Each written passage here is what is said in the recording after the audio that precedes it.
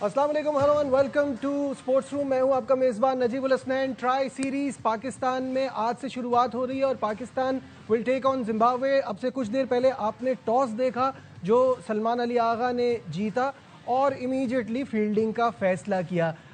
तो क्या game plan होगा, क्या जहन में चल रहा होगा, कितना इम्पॉर्टेंट है पाकिस्तान के लिए यहाँ अच्छा करना, because world cup is just around the corner. तो ये तैयारी के हवाले से एक बड़ी ही अहम सीरीज है, इस पर हम बात करेंगे। मेरे साथ मौजूद हैं टेस्ट क्रिकेटर खुर्रम मंजूर। खुर्रम, अस्सलाम वालेकुम, वेलकम टू द शो। वालेकुम सलाम, कैसे हैं आप? ठीक है, बिल्कुल ठीक ठाक, बिल्कुल खैरियत से। ये बताइए, पाकिस्तान टीम की रीसेंट परफॉर्मेंस को देखते हुए 2 वनडे सीरीज रिसेंटली हमने अपने नाम की, वो वहाँ हम थोड़ा स्टेबल हो रहे हैं आहिस्ता आहिस्ता। यहाँ अब हम जा रहे हैं T20 वर्ल्ड कप की तैयारी का ये प्रोसेस शुरू हो रहा है, जिसके लिए ट्राई सीरीज बड़ी अहम है और सामने जिम्बाब्वे और श्रीलंका की टीम है। आज पहला मैच है, कैसा देखते हैं?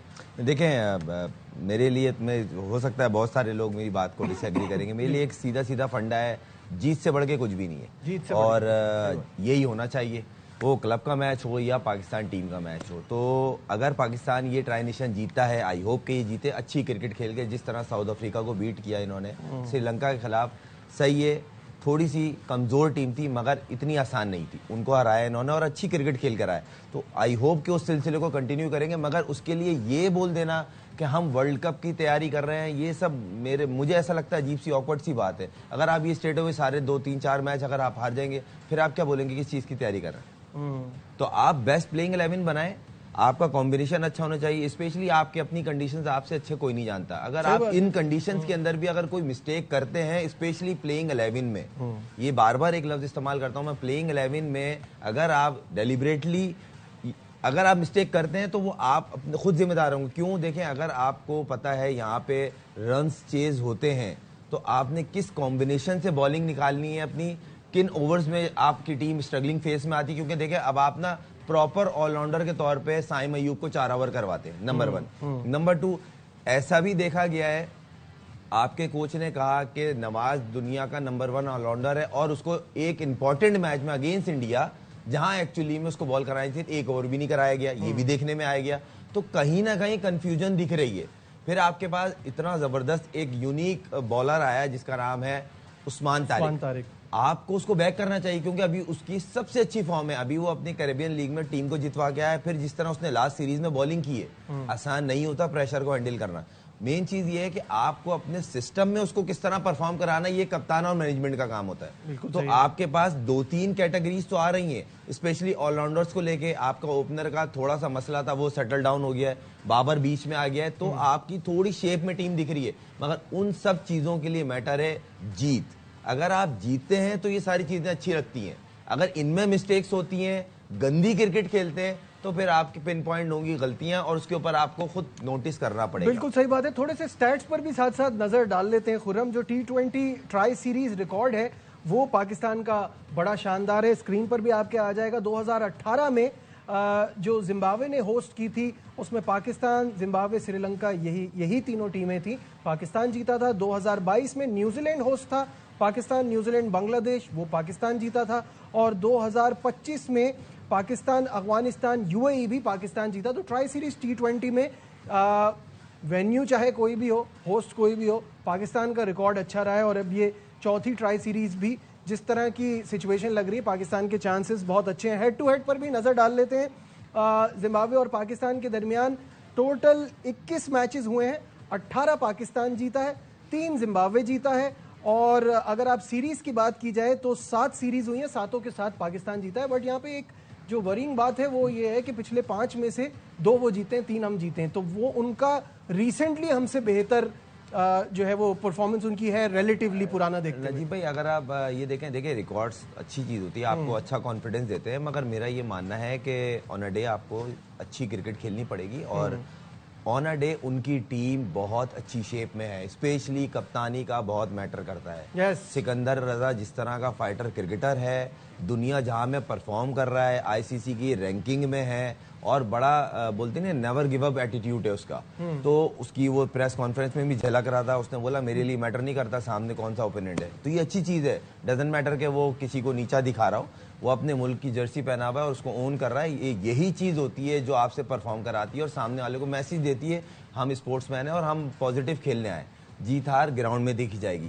तो उम्मीद यही है कि पाकिस्तान अच्छी क्रिकेट खेलेगा और साइन भी अच्छा गया है कि टॉस भी जीते हैं, आपने पहले बॉलिंग की है। आई होप कि कम से कम में उन्हें आउट करें, क्योंकि देखें पाकिस्तान का चेजिंग का तो मसला रहा है।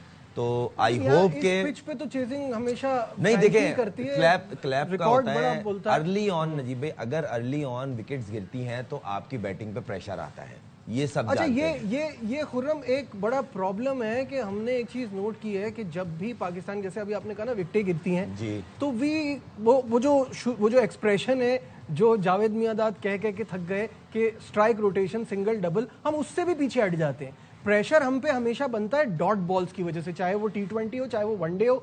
हमारे जैसी डॉट बॉल्स कोई नहीं खेलता। नहीं, इसमें कोई दो राह नहीं है और ये हकीकत है और इस चीज़ पे काम कहीं ना कहीं दिख रहा है। अच्छा, मेन चीज़ ये डॉट बॉल्स की आपने रेशो को कम कैसा करना है, जब आपकी कोर मजबूत होगी। टीम की कोर होती है मिडिल, और मिडिल में आपके पास बाबर आया है और अच्छी चीज़ है। फ़खर अब नीचे खेलने को तैयार है। अगर फ़खर नीचे खेलता है और वो लंबा करता है, क्योंकि स्पेशली फ़खर जमान का लेफ्ट आर्म स्पिनर्स पे जिस तरह शॉर्ट वर्जन में वो अटैकिंग क्रिकेट खेलता है अगेंस्ट, तो उसका बड़ा एडवांटेज है। फिर नवाज की बड़ी जबरदस्त फॉर्म है। तो आपके पास 2-3 ऐसे डायनामिक प्लेयर हैं जो आपका मिडिल में कोर आप कह सकते हैं कि बेहतर है बानिस्बत थोड़ा अरसा पीछे चले जाए, मतलब साल के पहले, मतलब 3-4 महीने 6 महीने पहले, जब आपकी टीम को हर कोई बोलता था यार थोड़े सा ना ये सेटल डाउन नहीं दिख रहे। तो ये चीज फ़हीम के और नवाज की बैटिंग में इंप्रूव करने से क्लियर हो गया है कि हमारी स्पेशली शॉर्ट वर्जन क्रिकेट में बैलेंस दिख रही है। तो आपको आज क्रिकेट तो अच्छी खेलनी पड़ेगी। लेकिन मुझे एक बात समझ में नहीं आती, अभी हमें ये रिपोर्ट भी मिल गई है कि अब्दुल समद की जगह हसन नवाज को फिर टीम में शामिल कर लिया। अब आप कह रहे हैं कि फ़खर जमान भी नीचे खेलने को तैयार है। फ़खर ने तो हमेशा खैर ये कहा है कि मुझे किसी नंबर भी खिलाएं टीम की सिचुएशन के हिसाब से। बट माई पॉइंट इज जो मिडिल ऑर्डर के प्लेयर्स हैं वो क्या फिर सोचे कि उनका नहीं बनता? देखें, एक दो चीजें बड़ी क्लियर है। आप टीम का जब कॉम्बिनेशन बना रहे होते हो ना, तो एक्चुअली में आपको ये पता होना चाहिए कि हमने मिडिल ऑर्डर लिए कितने। यहाँ पे अलमिया कुछ और है ना। हम यहाँ 6 ओपनर कंसीडर करते हैं और उनको बोलते हैं हम आपको 1 डाउन 2 डाउन 4 डाउन 5 6 7। मजे की बात और सबसे बड़ी एग्जांपल है नवाज की। किसकी? वो जो अभी ड्रॉप हुए और वापसी टीम में हसन नवाज। ये उसकी बैड लक है। हमारे यहाँ प्रॉब्लम ये, प्लेयर अगर आपको लगता है ना 1-2 छक्के ऐसे मार लेता है, उसको नीचे लाते हैं, उसको छक्के मारने वाला प्लेयर बना देते हैं। मुझे ऐसा लगता है कि ना, अगर आपके सामने चीज ना हो ना और आप बोले कि हमें ढूंढनी पड़ रही है, अवेलेबल नहीं है, तो समझ में आता है। आपके पास 2 ऐसे प्लेयर हैं जिनको अगर आप अभी बैक करें तो वो टीम की वर्ल्ड कप तक के लिए रेडी हो सकते हैं। जिनमें से नंबर 1 समद है, नंबर 2 मास सदाकत। ये दोनों ऐसे डायनेमिक प्लेयर हैं जो T20 में 7 नंबर 6 नंबर पे आके आपको सामने वाली टीम को ठीक ठाक डैमेज रखने की सलाहियत रखते हैं। तो ऐसा प्लेयर तो आपको चाहिए और वो टच में भी है। अभी आपने देखा एशिया कप में उसने परफॉर्म किया है। अभी उसने समद ने जिस तरह परफॉर्म किया है, कायदम ट्रॉफी हो गई, उससे पीछे शाहीन के साथ गया था। तो ये प्लेयर वो हैं जो फॉर्म में।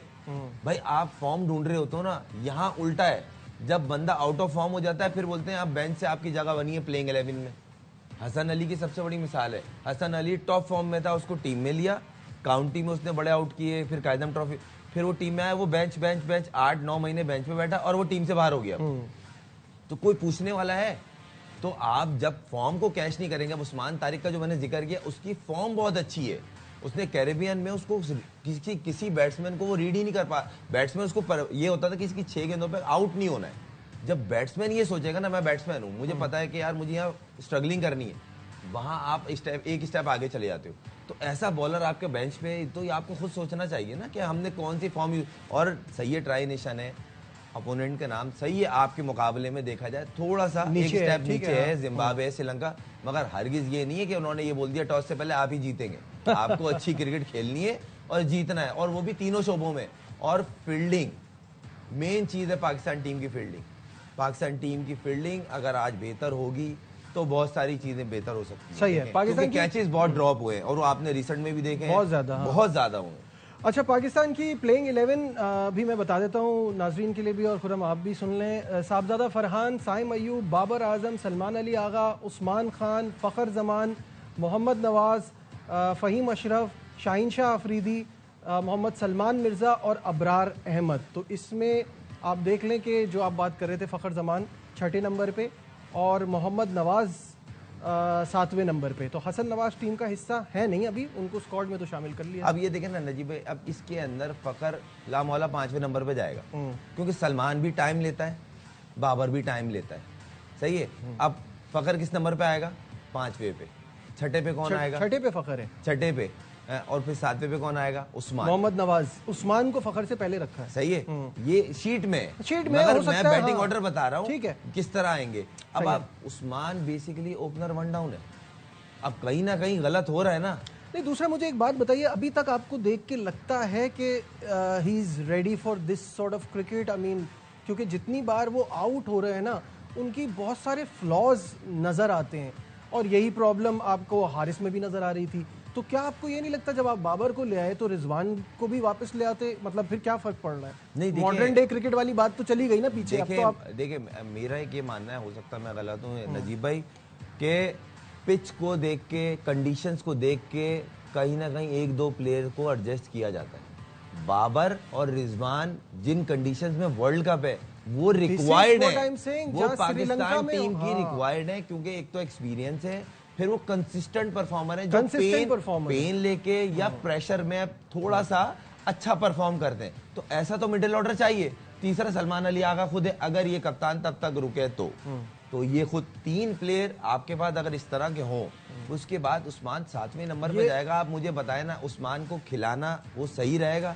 क्योंकि देखिए जाने के बाद वो ऐसा प्लेयर नहीं है कि आप पहली गेंद पे आप रसल की तरह जाके मारना शुरू एग्जैक्टली और वो भी ओपनर है, मैक्सिमम इस बात की वर्ल्ड कप में इजाजत देगी। और ये आप जो छू के निकल गए बात को, मैं उस पर वापस आता हूँ कि अगर सलमान अली आगा वर्ल्ड कप तक होंगे तो ये एक बहुत बड़ा क्वेश्चन मार्क है। इस पर आते हैं कि अगर आपको कप्तान तब्दील करना था तो ये प्रोसेस आज से शुरू हो रहा है ना, वर्ल्ड कप के लिए जो प्रोसेस शुरू हो रहा है। अगर बदलना था तो अभी बदलते, या तो आपने ये सोच लिया है कि अगर शादाब इंजर्ड होंगे तो जब तक वो नहीं होंगे तब तक कोई नायब कप्तान नहीं होता, या तो आपने पहले से ही डिसाइड किया हुआ है या शाहीन को बनाना है। देखें, मुझसे पर्सनली राय पूछा जाए ना तो मैं तो शाहीन के हक में हूं, क्योंकि देखें एक लड़के ने प्रैक्टिकली प्रूफ करके दिखाया है, उसने लाहौर कलंदर की क्रिकेट का नक्शा चेंज किया है।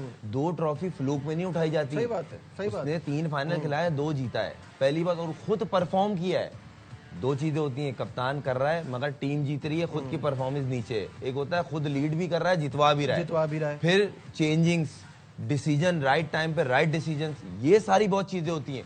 तो मुझे कहीं ना कहीं ऐसा लगता है कि वाइड बॉल में वनडे और T20 वो सूटेबल ज्यादा है। विद रिस्पेक्ट सलमान की मैं नहीं डिसरिस्पेक्ट कर रहे, मगर उसकी वजह से बैटिंग ऑर्डर सारा डिस्टर्ब हुआ हुआ है ना। अब तो वो वनडे में रिजल्ट्स ले आया, अदरवाइज मेरा अपना ओपिनियन ये था कि आप T20 में उसको कप्तान बनाते और after the progress of world cup जो भी उसकी प्रोग्रेस होती आप वनडे का भी उसको बना देते। अभी आपने वनडे का बना दिया और T20 का नहीं, मतलब ये तो मतलब जिस फॉर्मेट को वो ज्यादा सूट कर रहा था उसका आपने नहीं बनाया। मुझे ऐसा लग रहा है कहीं ना कहीं, हो सकता है मैं गलत हूँ, मुझे ऐसा लग रहा है कहीं ना कहीं ग्राउंड शादाब के लिए बनाया जा रहा है। वही तो बात तो ये चीज नहीं होना चाहिए ना। अब आप जो जराया से रिपोर्ट आई है वो यही सुनने में आया उन्होंने कैंप तक ज्वाइन कर लिया। मतलब इतने लाडले कौन से प्लेयर हो गए भाई। आप पाकिस्तान इंजी भाई को मैंने खुद डोमेस्टिक खेलते हुए देखा है, उनसे बड़े प्लेयर कोई भी नहीं है इनमें। सही बात। इतने बड़े बड़े नाम, यूनुस खान, मिसबा भाई, इतने बड़े बड़े नाम रहे, वो सब डोमेस्टिक में जाते थे, परफॉर्म किया, ठक वापस आ गए भाई। अभी यहाँ पे वो बिस्तर से उठ के 2 रिहैब की, 3 सेशन की और डायरेक्ट टीम में नाम। तो मतलब फिर उसके बाद बोलते कुछ कहो नहीं, कुछ बात ना करो। मतलब एक सवालिया निशान आप खुद दे रहे हैं ना। ठीक है, वो अपनी परफॉर्मेंस को किस तरह जस्टिफाई करेगा। और आप उसको अगर डायरेक्ट कैप्टन भी बनाते हैं तो जो अंदर प्लेयर होंगे वो खुश होंगे। फुट तो आप खुद डाल रहे हो ना। तो बाकी अब ये बोर्ड का काम है, थोड़ा सा इस चीज को एटलीस्ट उसको बोले अगर आप इतने फिट हो गए हो तो कायदम ट्रॉफी हो रही है, जाके 3-4 मैच खेले, रिदम में आए, बॉल हो, मैच फिटनेस हो। लबू शाहिन ने अभी खेली है, डोमेस्टिक खेली है, उसने बोला मैं फॉर्म में नहीं हूं, मुझे लग रहा है। वो ग्राउंड से वापस गया है, वो आने के बाद उसने टीम को ज्वाइन नहीं किया, हो गया। अब टेम्बा वापस आया तो वो एक मैच खेला। अब इससे अंदाजा लगाएं, विराट कोहली की वापसी हो रही थी, उसने पहले आके रांची के मैच खेले। इनमें से मादरत के साथ कोई भी कोहली के करीब भी नहीं है, जाहिर सी बात है। तो विद रिस्पेक्ट आपको डोमेस्टिक को रिस्पेक्ट देना पड़ेगा। और खुदारा अपने आप को जस्टिफाई करने के लिए एटलीस्ट डोमेस्टिक के 2-3 मैच ही खेल ले भाई। यहाँ डोमेस्टिक में था, मैं आ गया। ठीक है। अच्छा, अब आज के मैच की तरफ थोड़ा सा वापस आते हैं और फिर कुछ खबरें उनकी तरफ भी बढ़ेंगे। पहले मुझे खुरम ये बताइएगा, पाकिस्तान की बैटिंग पे तो हमने बात की कि कौन आएगा किसके बाद, और हम बैटिंग देख भी रहे हैं कि साहबजादा के अंदर भी स्किल है, साइम एज एन ऑलराउंडर बड़ा ज़बरदस्त चल रहा है। मुझे ये बताइए बॉलिंग यूनिट कैसा लग रहा है इस मैच में? सलमान मिर्ज़ा, शाहीन शाह अफरीदी, फ़हीम अशरफ, ये हो गए आपके 3 फास्ट बॉलर्स, और मोहम्मद नवाज़ और अबरार हो गए आपके स्पिनर्स। इसके बाद आपके पास साइम का ऑप्शन भी है, आपके पास सलमान आगा का भी ऑप्शन है। बेहतर है, अच्छा कॉम्बिनेशन दिख रहा है, क्योंकि देखें फ़हीम जिस तरह की अभी बॉलिंग कर रहा है, बॉलिंग उसने बहुत इंप्रूव की है। देखें बैटिंग में तो उसमें कोई डाउट नहीं था, उसका इशू ये हो रहा था उसकी बॉल में जिप नहीं आ रही थी। वो चीज आपको पिछले 2-3 सीरीज में दिखी, और खासतौर जिसमें वो मैन ऑफ द सीरीज बना, उसकी बॉल में जिप था, और खासतौर फर्स्ट चेंज में आके बॉल में जिप आना बहुत मुश्किल होता है, चाहे उसको पूरे ओवर ना मिले, पेसर के लिए। कभी-कभी 1 ओवर करा दिया, कभी-कभी ओवर ही नहीं कराया कि ये भरोसा फ़हीम पे क्यों नहीं आता? और इतना भरोसा कैसे हो सकता है कि एक player man of the series बना और वो अगला सीरीज में पहला मैच ही रेस्ट पे था? मतलब इतना कॉन्फिडेंस मेरे समझ में नहीं आ रहा। तो ये इतना लैक ऑफ कॉन्फिडेंस। हाँ, मतलब मुझे समझ नहीं आ रहा कि ऐसी बेंच पे कौन से सचिन तेंदुलकर बैठे हुए थे जो जिनको मिस कर रही थी टीम, और उनका आना जरूरी था। भाई मैंने एक प्रोग्राम के शुरू में एक बात कही, जीत से बढ़ के मेरे लिए कुछ नहीं। सही बात, हो सकता है गलत हूँ, मगर मेरे लिए जीत सब कुछ है। पाकिस्तान जीतेगा, देखें वर्ल्ड कप अभी नहीं है, बाद में। सही बात। अगर आज आप जिम्बाब्वे से हार जाते हैं ना, पूरी दुनिया में आपको मजाक उड़ेगा। और बात वो भी नहीं है, बात ये हैबिट ऑफ विनिंग। जी, हमें बहुत हारने की आदत पड़ गई थी, देखें अभी 2 सीरीजें जीते हैं शाहीन की, उसमें आप पाकिस्तान, हर बच्चे के मुंह पे, हर बड़े के मुंह पे पाकिस्तान टीम का जो इंटरेस्ट था ना, वो वापस आने के लिए। हाँ, आज मैच है, हाँ किससे देखते हैं, सोचते, वो चीज मिसिंग होती जा रही थी। एशिया कप में जिस तरह गिरते पड़ते अच्छा पहुंच गए, वो यूं एवरेज पहुंचा गए, एंड क्या हुआ सबको पता था, हार जाएंगे। क्यों? क्योंकि हमारी जो बैटिंग एथिक्स, टीम बनाने के एथिक्स थे, वो क्लियर थे, क्लियर हर पब्लिक को थे। ये नहीं कि हम और आप एक्सपर्ट हैं, हम कवर कर रहे हैं, हम बोल रहे हैं। पब्लिक बताती थी भाई ये बॉलर मिसिंग है, ये ओपनर मिसिंग है, भाई इसकी टीम में जगह नहीं बन रही। मतलब आज हर बंदे के पास डिजिटल फोन है, और वो बोलता है भाई मैं देख रहा हूँ मैच को, ये क्या गलत हो रहा है, क्या सही हो रहा है।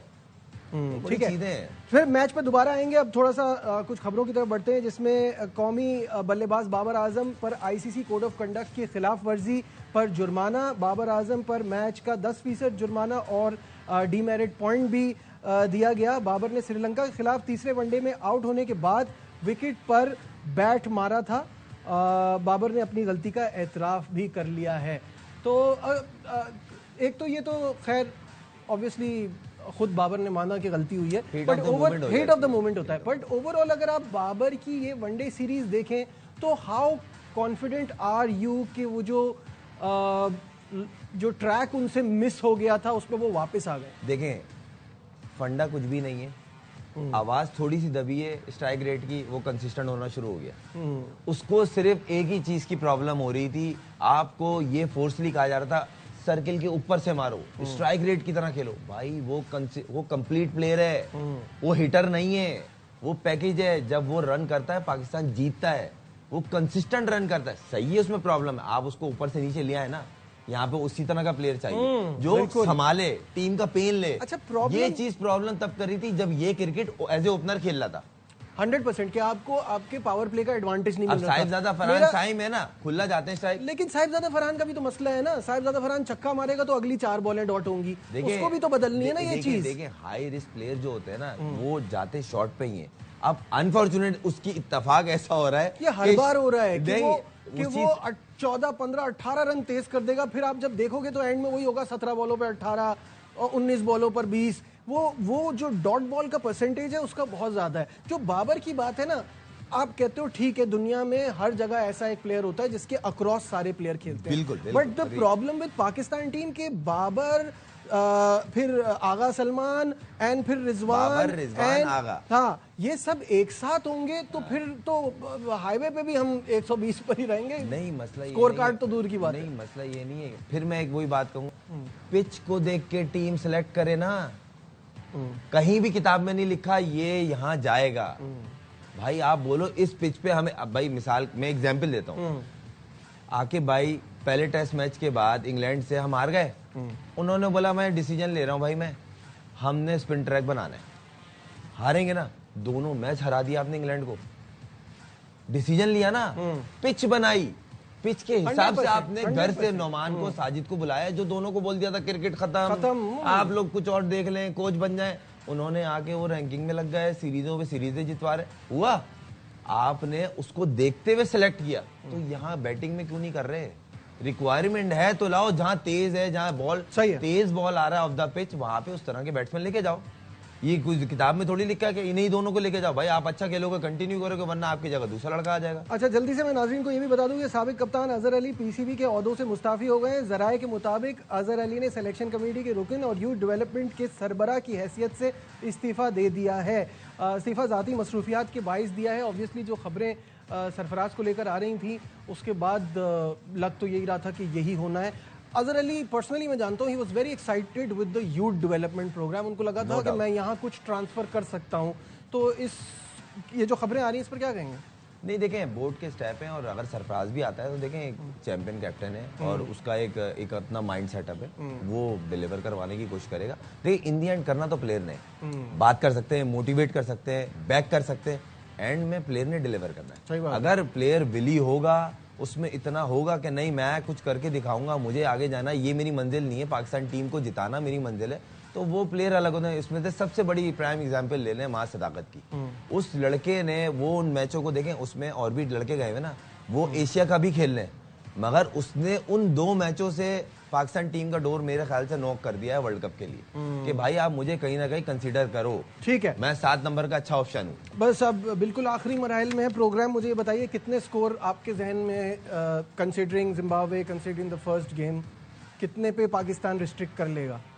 मुझे ऐसा लगता है कि 150-160 के बिटवीन इनको करना चाहिए। इससे ऊपर गाड़ी थोड़ी सी ना झटके खाएगी। अरे नहीं, देखिए क्रिकेट है, फिर वही वाली बात कर रहा हूँ, आप 2 सीरीजें हो गई, वो खत्म हो गई हैं। आज नया है, न्यू डे, पूरी सीरीज है, और वो आपको उसने साफ बोला है कि हम मैचेस देख के आए इन ग्राउंड्स पे क्या हो रहा है, और वो यहीं का लड़का है। ये नहीं भूलना चाहिए, नहीं भूलें आप। बिल्कुल ठीक है, बहुत बहुत शुक्रिया Khurram, thank you so much, always a pleasure. आज के प्रोग्राम में बस इतना ही। उम्मीद करते हैं कि पाकिस्तान और जिम्बाब्वे की जो अच्छी क्रिकेट देखने को मिले। दीजिए अपने मेज़बान नजीबुल हसनैन को इजाज़त। अपना बहुत ख्याल रखिए। अल्लाह हाफ़िज़।